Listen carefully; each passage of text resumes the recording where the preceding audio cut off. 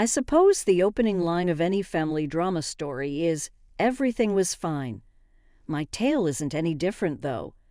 Up until I reached 11, everything was really good. I'm Tasha, and I had a comfortable two-story home with my parents back then. Although it was simple, it was home. To my child's eyes, Mom and Dad were content enough. The divorce was unexpected. It wasn't as bad as what my friend Jenny experienced when her parents divorced, despite the fact that there was no screaming or fighting over furniture. One day, Dad packed out and took his clothes and tools with him. With a firm embrace, he reassured me, "I'll always be here for you, Princess." At first, Mom handled it nicely. She would roll her eyes and grumble to herself that it wasn't enough when Dad's alimony checks arrived. But that was all. On weekends, I stayed with Dad at his tiny apartment above the car repair shop he was attempting to open. I loved it, but the place always smelled like coffee and engine oil. Then Mom met Richard approximately a year after the divorce. Sarah and Emma, his two daughters, were both a few years younger than me. Mom's eyes gleamed like Christmas lights as she told me about their engagement. "Just think about it, honey," she exclaimed as she took my hands. "You're going to have sisters. We will once more be a true family." Richard's daughters are very sweet, and he is a fantastic father.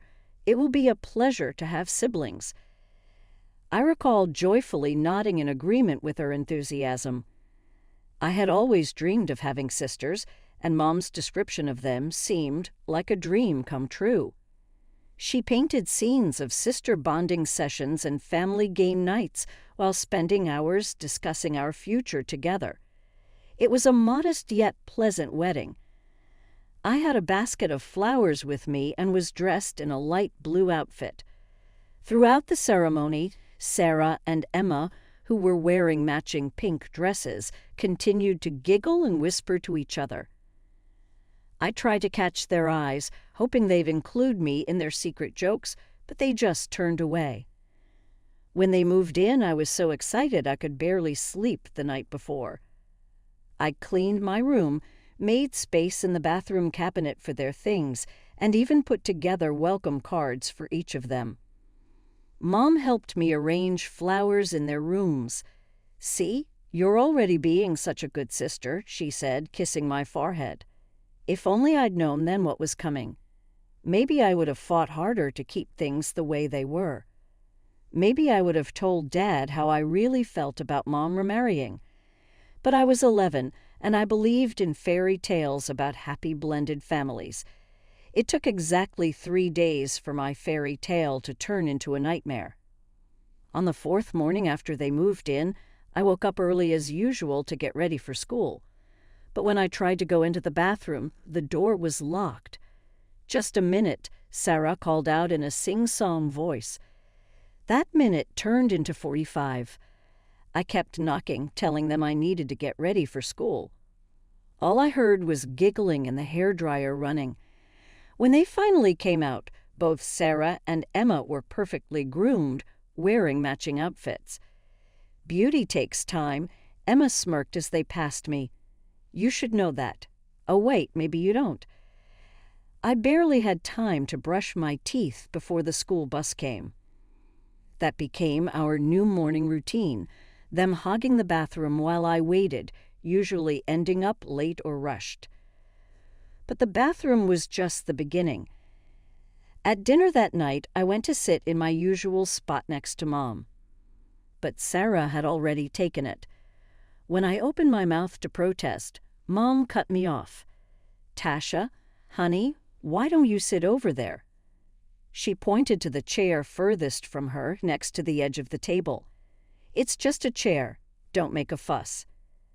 I watched as Mom served Sarah and Emma first, cutting their meat into perfect pieces, asking if they wanted more juice, fussing over them like she used to fuss over me.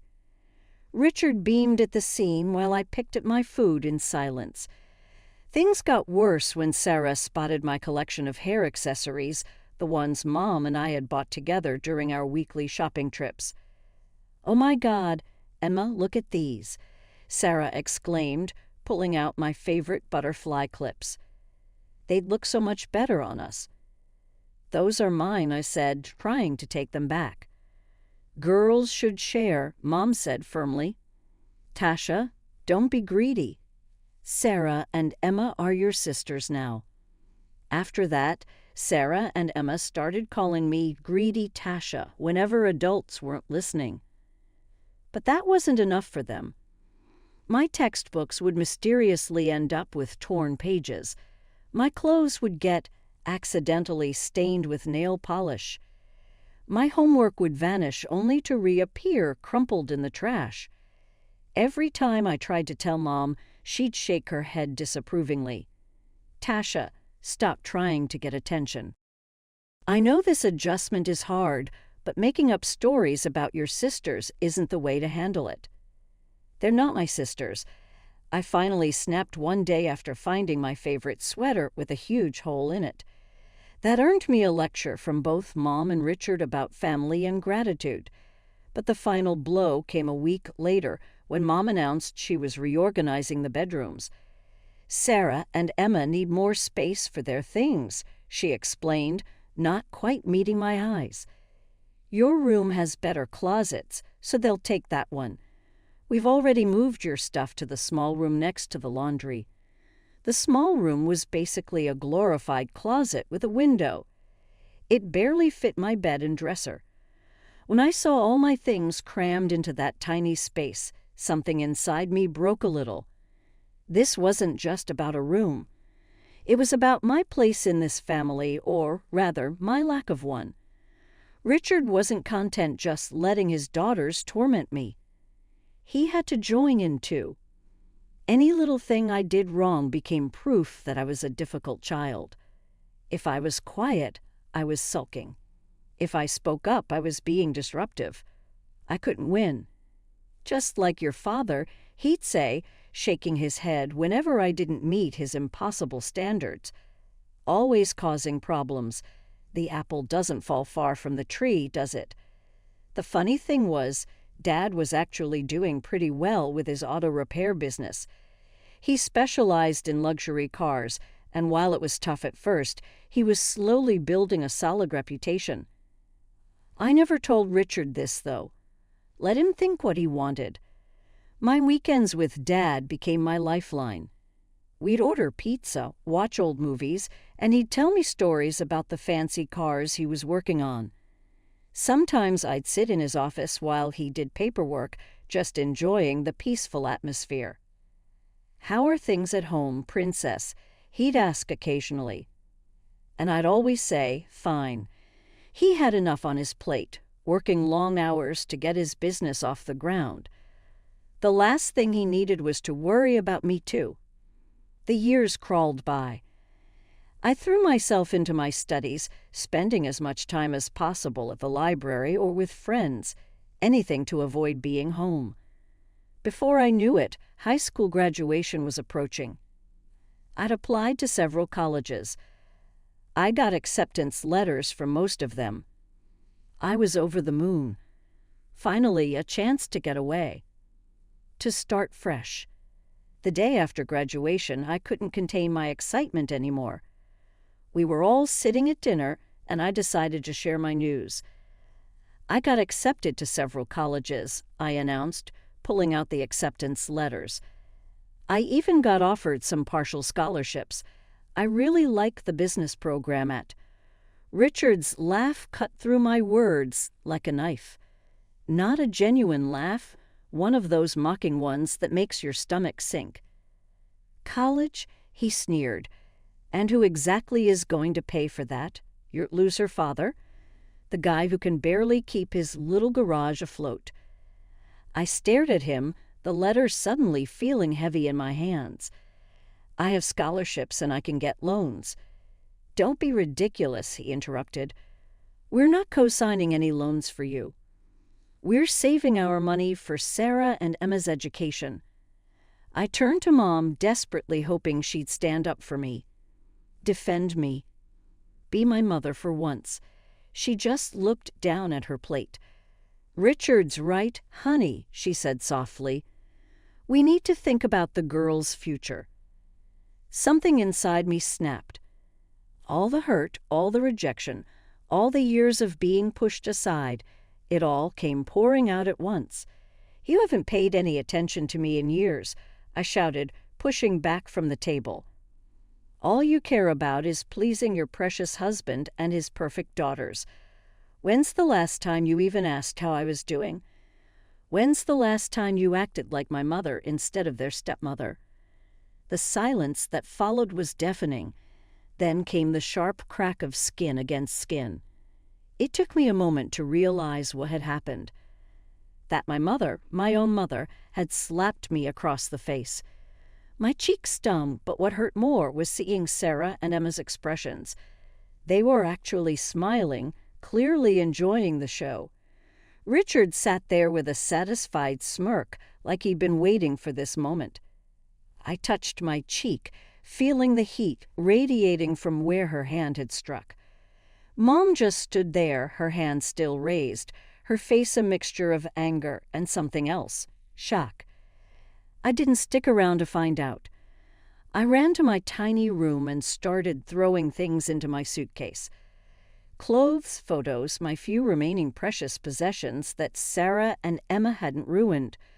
I could hear movement in the house, but no one came to check on me.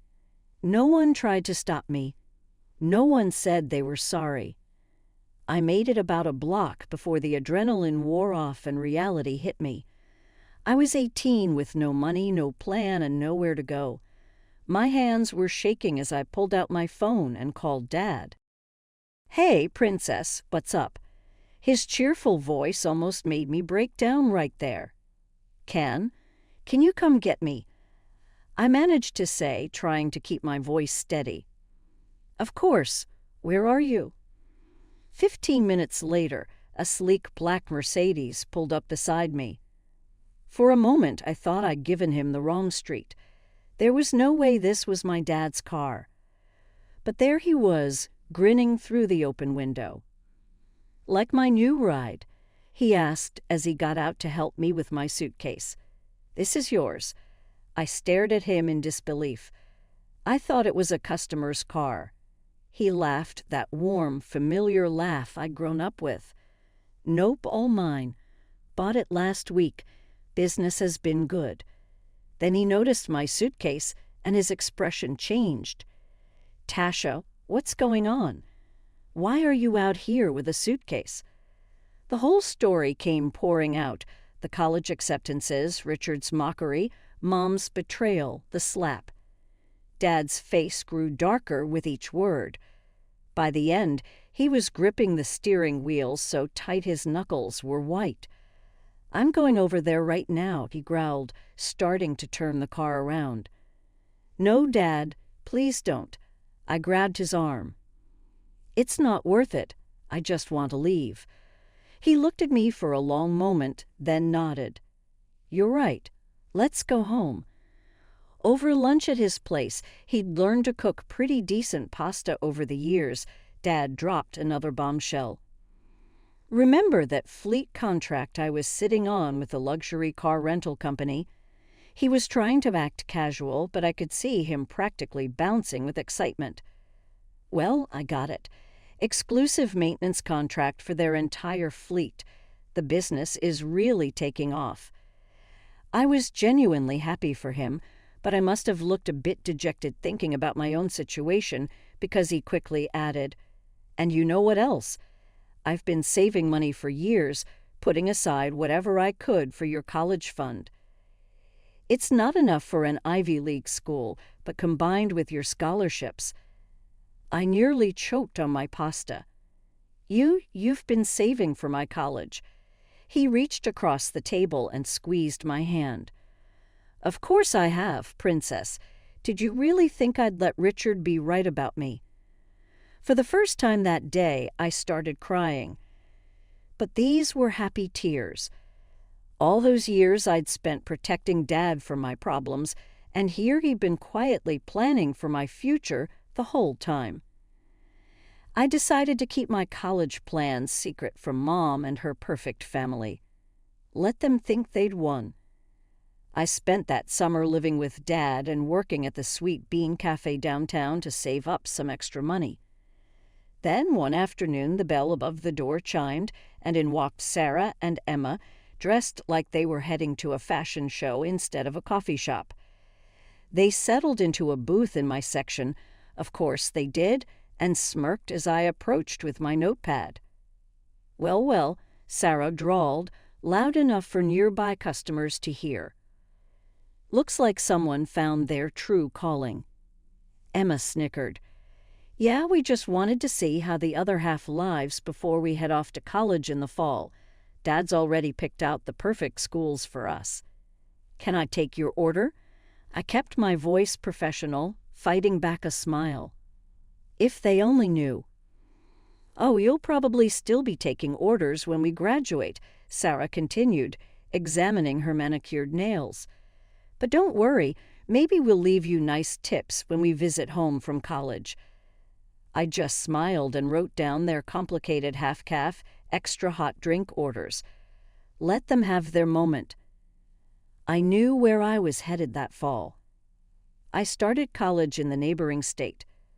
I threw myself into my business classes, made new friends, and started building a life that had nothing to do with my past. Mom never called to apologize for the slap or for anything else. I didn't call her either. Dad visited whenever he could, and we talked almost every day. 4 years flew by. I graduated with honors and landed a job at a marketing firm in the same city as my college. The starting salary wasn't huge, but it was enough to rent a small apartment and live comfortably. I worked hard, stayed late, and took on extra projects. My bosses noticed. The promotions started coming, first junior manager, then senior manager, then team leader. Each one came with a nice bump in pay. I was able to start saving serious money for the first time in my life. Then one day, Dad showed up at my apartment with a massive grin on his face. His business had expanded to 3 locations, and he had just signed contracts with 2 more luxury car rental companies.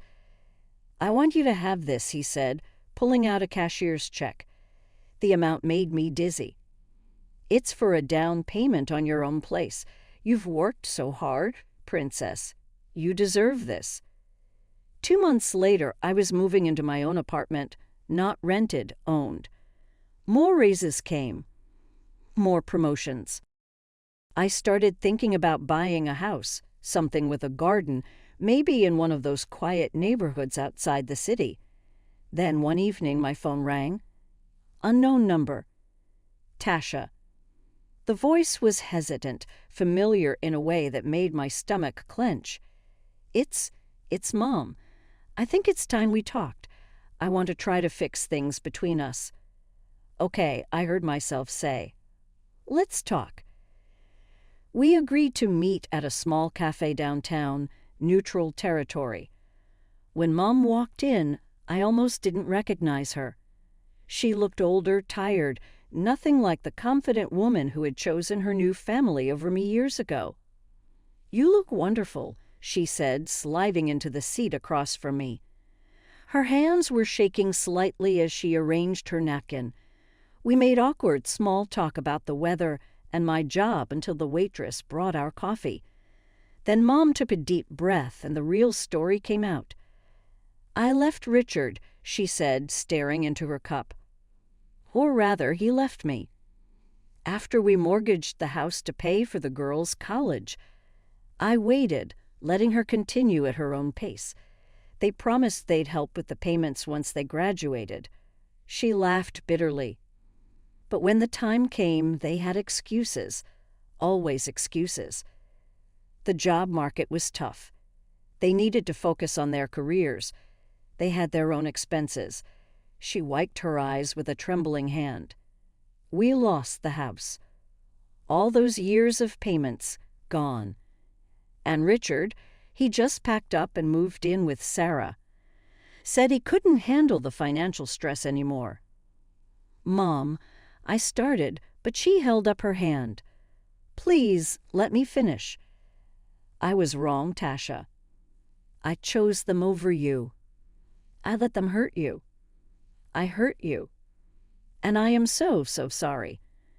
The tears in her eyes were real.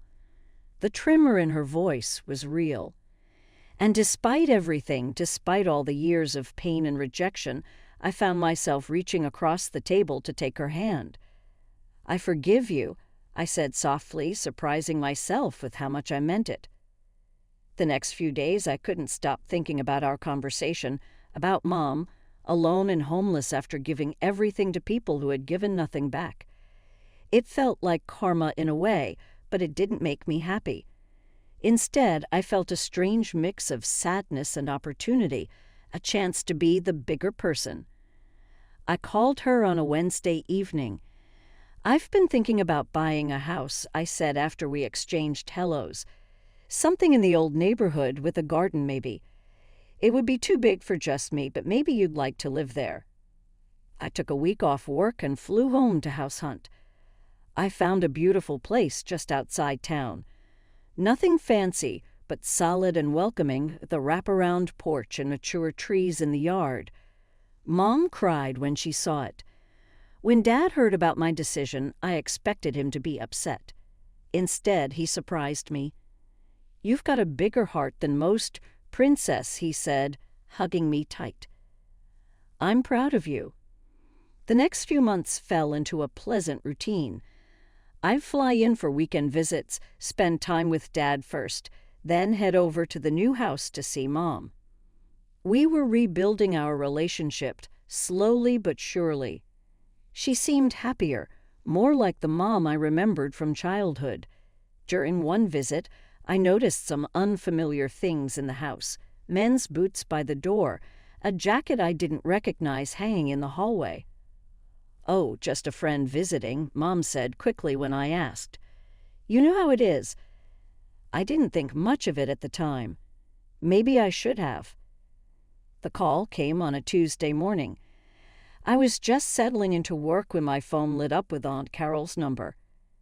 "Tasha, honey," she said, her voice hesitant.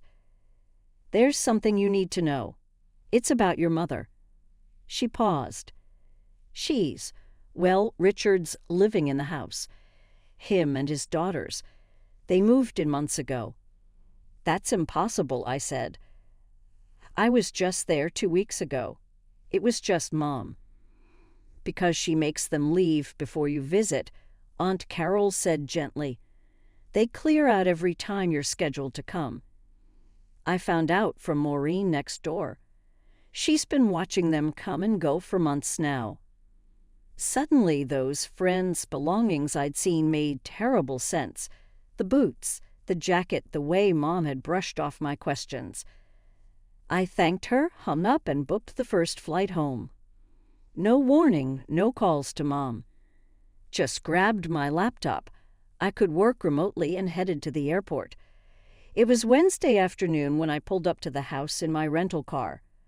Richard's old pickup was in the driveway, the same one he'd had all those years ago. My key turned smoothly in the lock. The scene in the kitchen could have been pulled straight from my teenage years. Mom at the stove, wearing her favorite apron, fussing over a pot of something that smelled like Richard's favorite beef stew. Sarah and Emma at the kitchen table, looking exactly like their old entitled selves, just older. Richard in his usual chair, reading the newspaper. Mom saw me first. The wooden spoon she was holding clattered to the floor. "Tasha." Her face went white. "I wasn't expecting you until Saturday." Clearly, I said, my voice surprisingly steady. "What are they doing here?" "We live here now," Sarah announced with a smirk. "Mom invited us." She realized family should stick together. "Family?" I turned to Mom, who was nervously wiping her hands on her apron. "After everything they did to you? After they cost you your house? Have you forgotten how they treated me? How they bullied me every single day? How they destroyed my things, stole my room, made my life hell? That was years ago, Mom waved her hand dismissively. They were just children then. And what about now? I demanded. They used you for college money and abandoned you. Richard left you when things got tough. How can you just forgive that? Because they're family, Mom insisted, her chin lifting stubbornly. They made mistakes, but they're sorry now. Sarah and Emma exchanged smug looks. Richard just sat there with that same self-satisfied smile I remembered from my childhood. Fine, I said, my voice ice cold. Then I'm giving you a choice, Mom. Right now, them or me. The silence that followed seemed to stretch forever. I watched Mom's face, searching for any sign of the mother I used to know. The one who used to braid my hair, kiss my scraped knees, and tell me I could be anything I wanted to be. I choose them, she said finally. We're happy together, Tasha. Why can't you just accept that? Something inside me hardened permanently. You have 2 days to get out of my house. All of you. You can't do this. Mom's voice rose to a shriek. I'm your mother. You can't throw me out. Watch me. I turned and walked out, their voices following me down the driveway. 2 days later, I returned. Nothing had changed.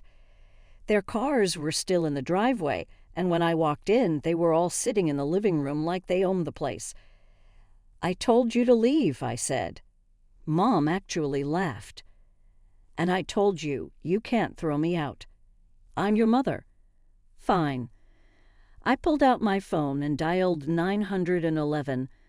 Then I'll let the police explain it to you. You wouldn't dare. Richard started to rise from his chair. Hello. Yes, I need assistance removing unauthorized occupants from my property. I stated my address clearly, maintaining eye contact with Mom the whole time. What followed was ugly. The police arrived within minutes. Mom screamed and cried as the officers explained that, yes, I could evict them, and no, she had no legal right to stay. Richard turned purple with rage, calling me every name he could think of. Sarah and Emma joined in, their true colors showing through their designer clothes and fake smiles. You ungrateful, Mom shrieked as the police escorted them out. After everything I've done for you, everything you've done for me. I watched them load their belongings into their cars. Name one thing, Mom. Just one thing you've done for me since the day you married him. She had no answer for that. Aunt Carol keeps me updated, though I never ask. They're living in a small apartment across town, struggling to make rent. Richard still can't hold down a job.